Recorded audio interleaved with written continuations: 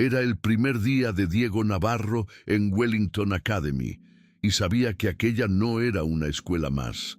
Era un territorio extraño, donde los pasillos brillaban como escaparates, los uniformes estaban cortados impecablemente y los apellidos tenían más peso que cualquier boletín de calificaciones. Llegó con una mochila desgastada, ropa limpia pero modesta y la mirada atenta de quien aprendió tempranamente a leer el ambiente antes de abrir la boca. Al cruzar las puertas, sintió la presencia invisible de unos ojos que lo evaluaban, como si su simple existencia allí fuera un error del sistema. Sabía que no sería fácil, pero tampoco estaba dispuesto a rendirse. Tras su timidez, se escondía una fuerza silenciosa, cultivada en los firmes consejos de su abuela, doña Carmen, quien siempre decía: «No vas allí solo por ti, vas por todos». Sin embargo, ninguna preparación emocional podría aliviar la sutil brutalidad de la exclusión. Desde la primera clase, Diego fue el blanco predilecto de bromas, dichas en voz baja, de sonrisas burlonas y de miradas que lo recorrían como si fuera parte del mobiliario. Lo llamaron estudiante becado, como si se tratara de un fracaso técnico. Los profesores lo ignoraron cuando levantó la mano. En el trabajo en grupo, era el último en ser elegido, y a veces ni siquiera eso. El piano en la sala de música parecía ser su único lugar seguro. Allí, mientras los pasillos se llenaban de risas falsas y pasos apresurados, Diego encontró refugio. Tocaba para sí mismo, como si cada nota fuera una conversación con su propia alma. Fue allí donde recordó las tardes con doña Carmen, la vieja radio en la cocina, la infancia difícil con banda sonora de superación. Lo que no sabía es que, lejos de ser neutral, ese talento también estaba siendo observado por alguien que no veía música, sino una amenaza al orden. El director Henderson era el tipo de hombre que disfrazaba el control con sonrisas. Siempre impecablemente vestido, con palabras educadas y gestos ensayados, sabía mantener la apariencia de un líder justo, pero detrás de la fachada actuaba como un guardián de la élite, alguien que creía profundamente que la escuela debía mantener sus estándares. Diego, con su mochila desgastada y un talento que no cabía en las hojas de actuaciones, representaba una grieta en la estructura que Henderson se enorgullecía tanto de preservar. No necesitaba decir nada abiertamente.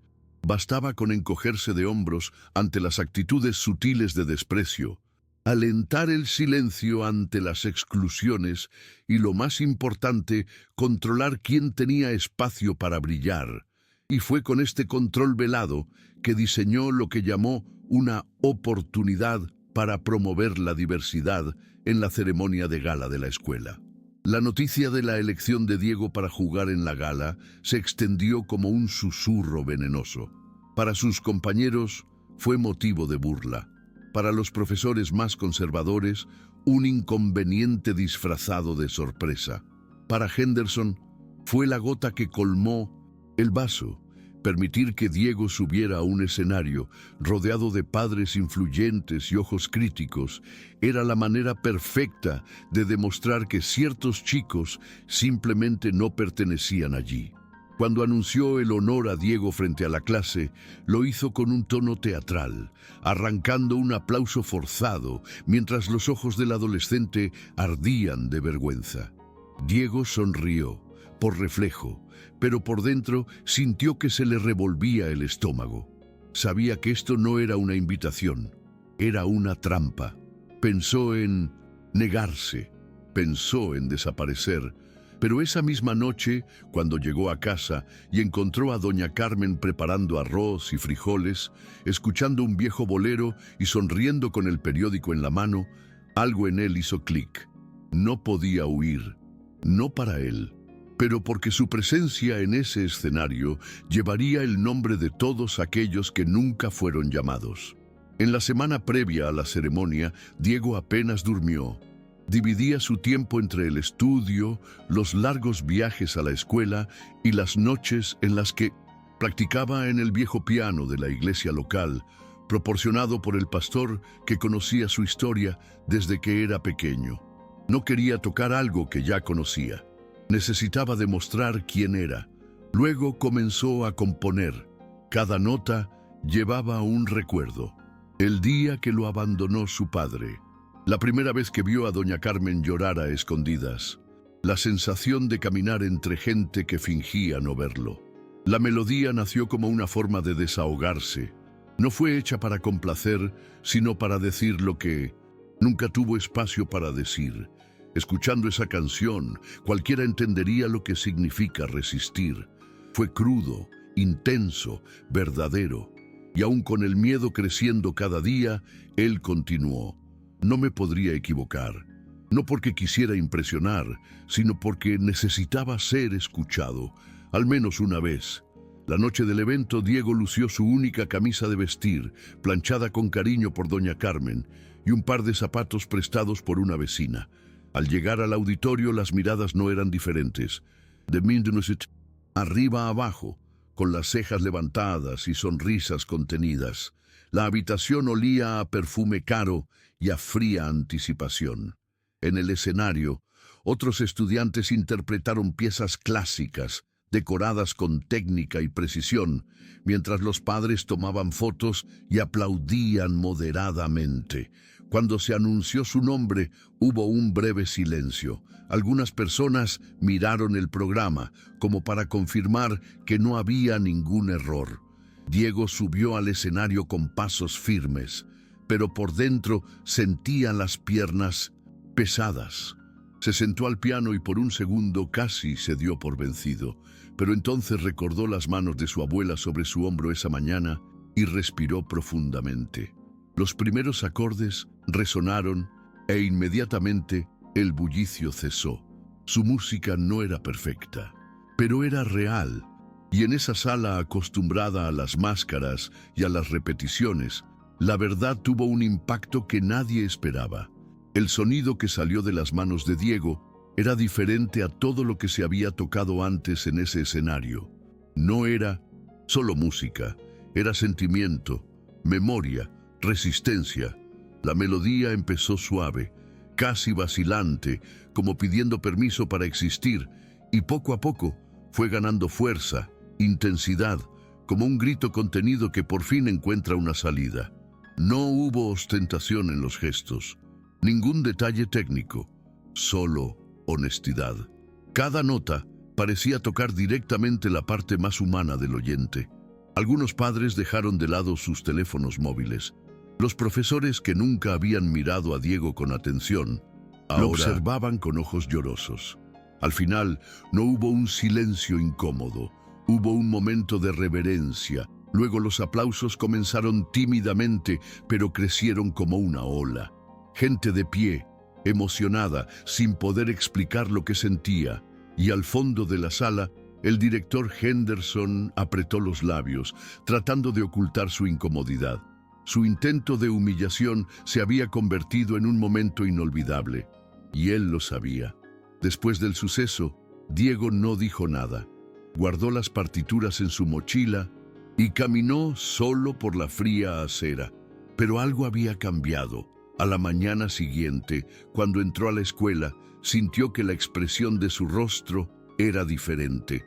Ya no se trata de burla, sino de duda, de respeto y hasta de admiración. Sin embargo, este breve reconocimiento vino acompañado de un nuevo tipo de resistencia. En las semanas siguientes comenzaron los sabotajes.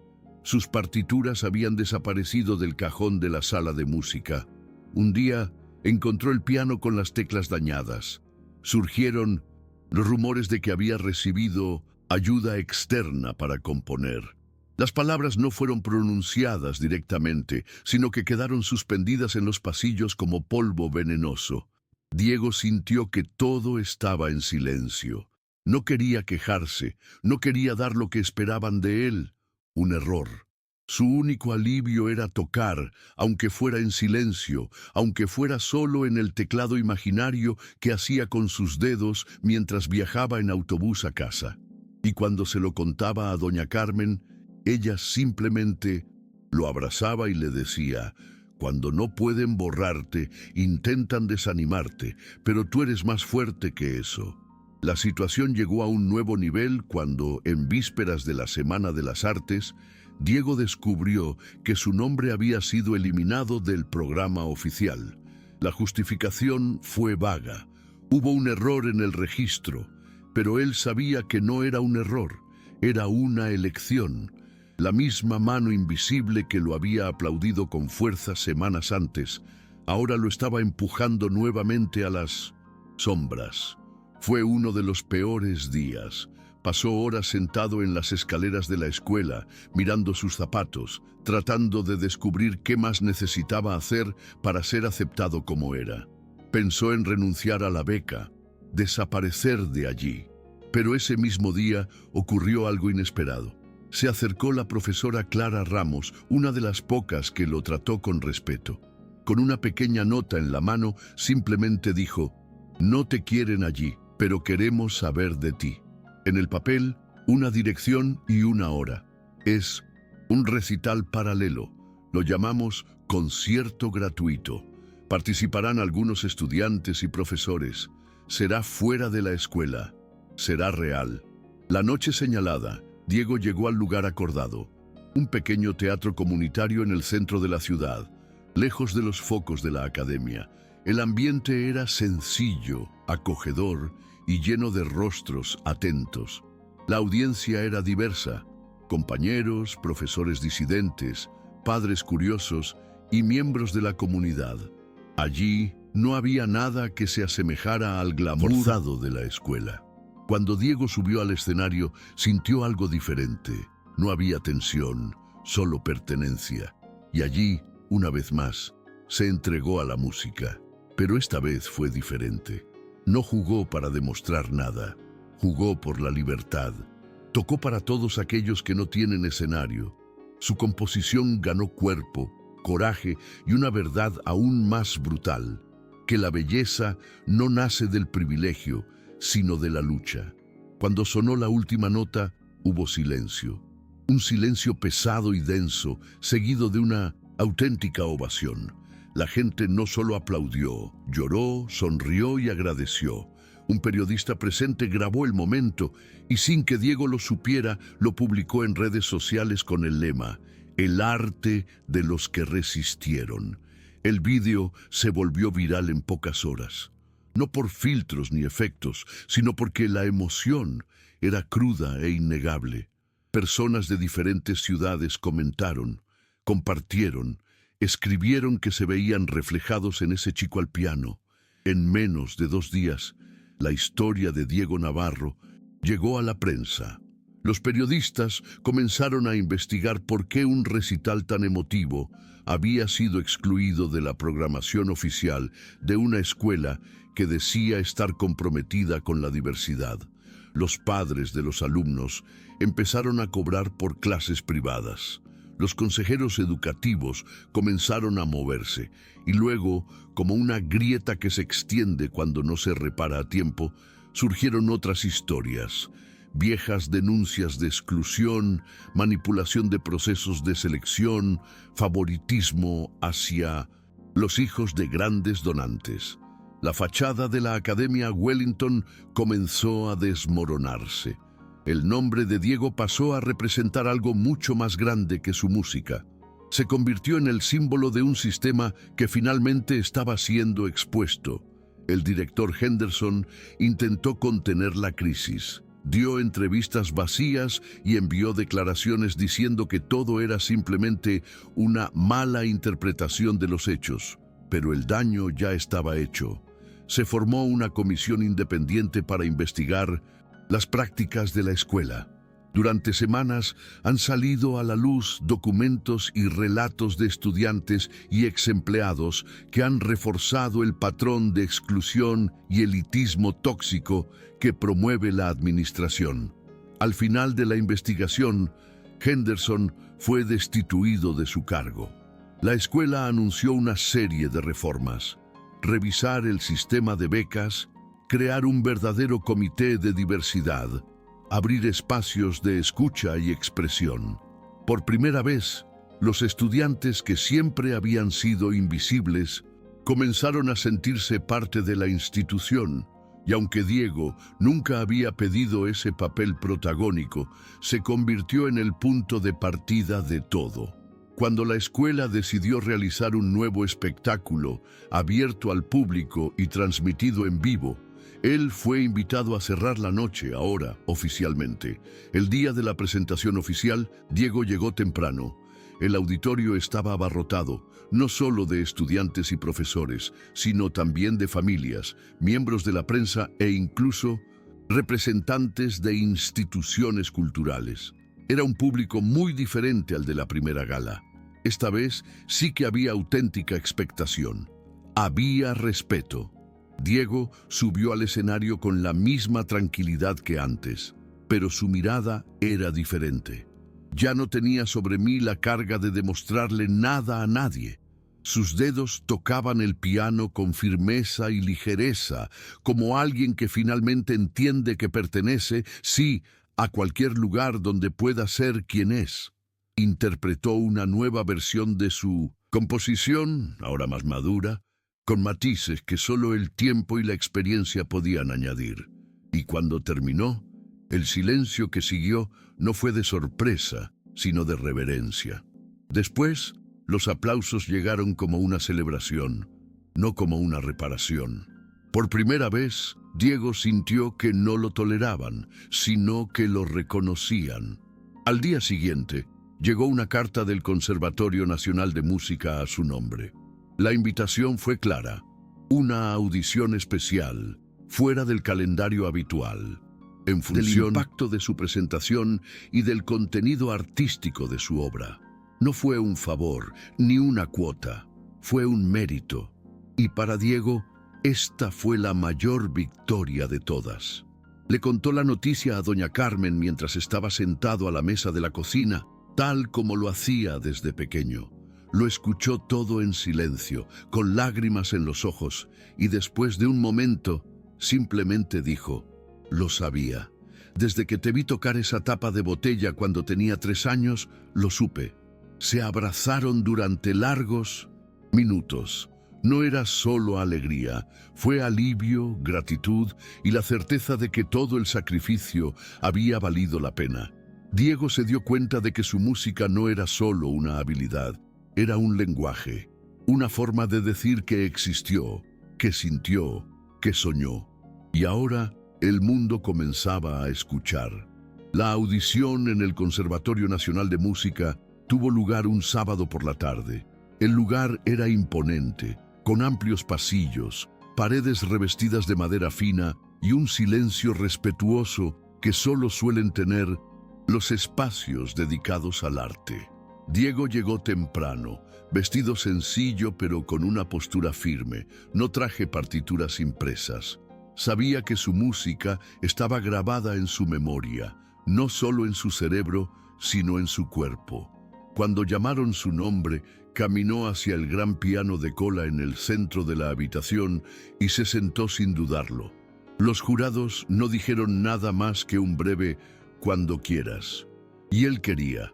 Jugó sin miedo, sin pensar en la apariencia, sin preocuparse por impresionar. Tocaba como si estuviera en la sala de estar de su iglesia local, como si estuviera tocando para su abuela, como si cada tecla fuera un recordatorio viviente de dónde venía y de todo lo que había enfrentado. Cuando terminó, no pidió aprobación. Él simplemente le dio las gracias y se fue tranquilamente. Ya había conseguido lo que necesitaba. Asimismo, en el viaje en autobús de regreso a casa, Diego miró por la ventana con una especie de calma que no había sentido en meses. El peso de las comparaciones, los insultos disfrazados, las exclusiones veladas, todo parecía lejano. Sabía que aún tenía mucho que afrontar. La vida no cambia de la noche a la mañana. pero ahora llevaba consigo algo que nadie podía quitarle: la conciencia de su propio valor.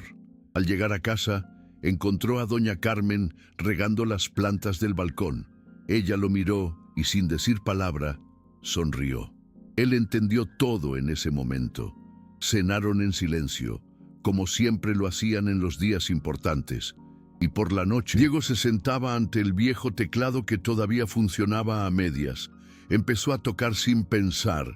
Las notas salieron sueltas, sin forma definida, pero llenas de verdad. Era una nueva melodía que nacía, no de dolor, sino de esperanza. Una canción que algún día quizá ni siquiera necesite tocar para ser escuchada. El impacto de la trayectoria de Diego siguió creciendo. El vídeo de su presentación oficial fue compartido por reconocidos músicos, educadores e incluso artistas que lo vieron como un símbolo de auténtica superación. La Academia Wellington, conocida en el pasado por su rigidez elitista, se encuentra bajo presión para mostrar cambios concretos.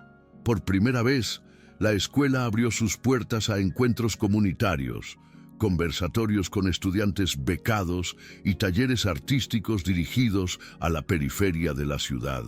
No fue un proceso fácil ni rápido, pero fue real. Los maestros conservadores fueron reemplazados o recibieron capacitación, y el nuevo director, un educador negro, con antecedentes similares a los de Diego, asumió el cargo con un compromiso explícito de construir una escuela más justa. Pronto, Diego vio murales con fotos de él y otros estudiantes desfavorecidos esparcidos por los pasillos, no como trofeos simbólicos, sino como un reconocimiento legítimo de voces que previamente habían sido silenciadas. Algunos compañeros que anteriormente lo habían ridiculizado comenzaron a acercarse a él, aunque con vacilación. Muchos se disculparon. Otros simplemente cambiaron su comportamiento en silencio. Diego no guardaba rencor, pero tampoco hacía como si nada hubiera pasado. Aprendió de doña Carmen que perdonar no significa olvidar, sino seguir adelante sin cargar con el peso del odio. Continuó estudiando, componiendo y actuando, pero ahora como alguien que sabía que su historia estaba ayudando a allanar el camino. Empezó a participar en reuniones con otros estudiantes de orígenes humildes que habían obtenido becas en colegios privados. Compartió sus experiencias, escuchó las de ellos y se dio cuenta de cómo cada historia tenía algo en común: la lucha por existir en un espacio que nunca fue hecho para ellos. Y cada vez que contaba su historia, Diego entendía un poco más de lo que había logrado. Su música se había convertido en algo más que arte. Fue memoria, protesta y, sobre todo, pertenencia. Unos meses después, Diego fue invitado a tocar en la inauguración de un nuevo espacio en la escuela, el Salón de Artes Integradas Carmen Navarro, llamado así en honor a la abuela que tantas veces mencionó en entrevistas y conversaciones públicas. Fue un gesto simbólico, sí, pero también un reconocimiento legítimo del impacto que esa mujer, invisible para tantos, tuvo en la formación de un joven que cambió la historia de la institución. Doña Carmen estuvo presente en la ceremonia. Llevaba un vestido azul claro, el mismo que había usado para la fiesta del cumpleaños número 15 de su hija, y estaba sentada en la primera fila con las manos entrelazadas en su regazo. Cuando la llamaron por su nombre y ella dio una ovación de pie, ella simplemente asintió con la cabeza, con lágrimas en los ojos. Diego, emocionado, subió al escenario y antes de empezar a tocar, simplemente dijo: todo empezó con ella. Esta canción también. Y luego, delante de estudiantes, profesores y familias, tocó la pieza que había compuesto en secreto durante las últimas semanas. Un homenaje. No estaba triste. Ella estaba digna, serena, llena de gratitud. Finalizar la presentación, doña Carmen subió al escenario con la ayuda de un estudiante y abrazó a su nieto durante varios segundos. Esta no fue solo una victoria personal, fue una victoria colectiva. Fue cada abuela la que crió a un nieto con lo que tenía. De cada niño que es juzgado incluso antes de hablar. De cada artista que fue silenciado por no encajar.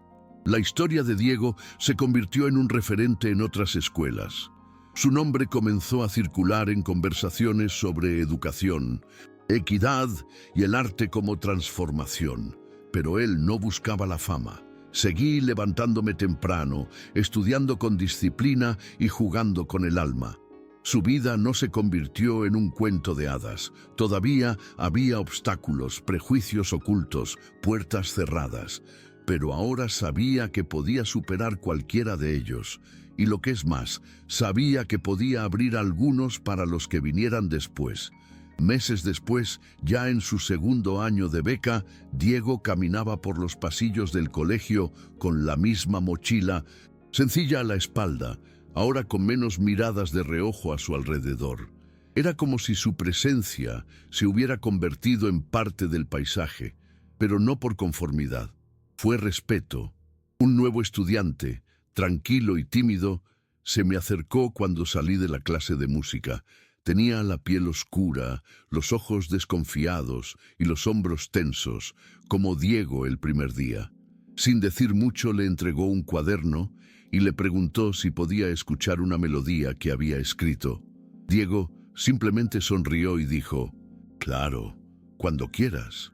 En ese momento comprendió que su lucha se había convertido en un puente, que su superación no fue el final de la historia. Fue el comienzo de muchas otras. Había roto el ciclo y ahora era parte de uno nuevo. Esa noche, antes de irse a dormir, Diego se sentó junto a su abuela en el porche. La radio sonaba suavemente, como siempre. El cielo estaba despejado y la ciudad parecía respirar lentamente. No dijo mucho. Él simplemente comentó mirando al cielo. «Creo que ahora... entiendo». Doña Carmen lo miró de reojo, sin preguntar qué quería decir. Ella simplemente asintió, como siempre hacía cuando él hablaba desde adentro, y comprendió que, en el fondo, todo aquello, cada dolor, cada silencio, cada nota del piano, había moldeado no solo al músico, sino al hombre en el que se estaba convirtiendo. Un hombre que aprendió a transformar la exclusión en arte, el dolor en coraje y la injusticia en sonido. Él no lo superó así como así. Construyó con sus propias manos un espacio donde la verdad pudiera caber en su totalidad. Y en ese espacio finalmente él pertenecía